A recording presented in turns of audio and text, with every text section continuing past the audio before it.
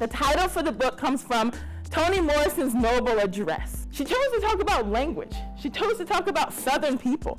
She chose to talk about a blind Southern woman who was trying to get children to really think critically about what they were going to do in the future and the choices that they were going to make. To me, that's our kids, right? That's what she chose to talk about when she won the Nobel Prize. So you were looking at me working with current secondary educators, that's both middle and high school educators, really thinking about this idea of what does it mean to bring the idea that students really should be thinking about going to college out of the co-curricular, the guidance counselor office, the after school, the parents, the coaches, the wonderful programs we have, into the classroom as part of the curriculum. The aspect that haunts me the most in my own classes is when I go up to a student and I look at them in a very academic and social way and I say to them, what do you care about the most?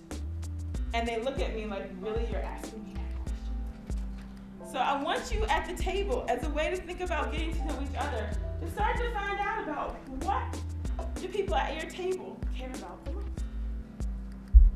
How are we going to prepare our students to do well on our tests, the assessments that we create, on the SOL, on the SAT, on the GRE, but at the same time, maintain their voice so that we're not in that process muting the next generation of poets, the next generations of writers. But the tension is, how do I then become part of an academic conversation that existed way before I started in the conversation? People from my background, my culture may not have been part of that conversation, and now I'm entering it. You got one, right? Yes. Peace of mind, right? How do we achieve that peace of mind? To me, that's not just a personal question or a social question. That's an academic question, right? How do we achieve peace of mind? Anybody else got one that wanted to think about?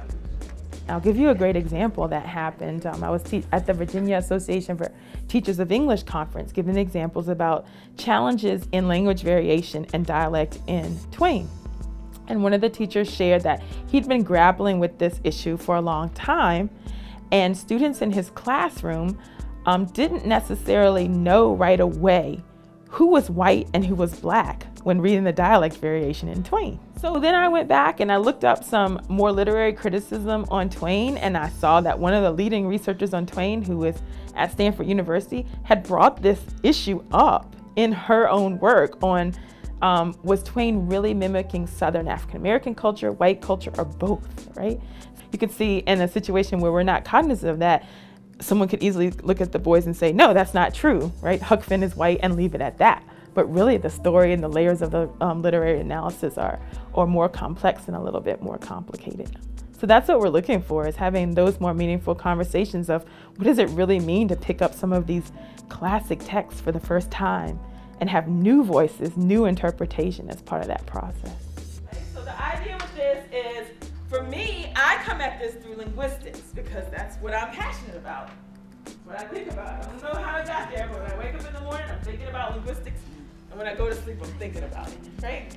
So it doesn't matter, you don't have to come through linguistics, you come through the thing that makes you interested. If it's English, if it's reading, if it's literature, if it's poetry. I think that this is in tension with what's going on with SOLs and what's going on with standardized assessment. But at the same time, it's also saying, look, we need to really look critically at who are we saying can go to college, can be successful, and who are we not? Not just by what we're doing, but what we're not doing. And I think that's an important piece that's also really reflected in our book. My version of linguistics is a hands-on examination of how language is varying and changing right in this area.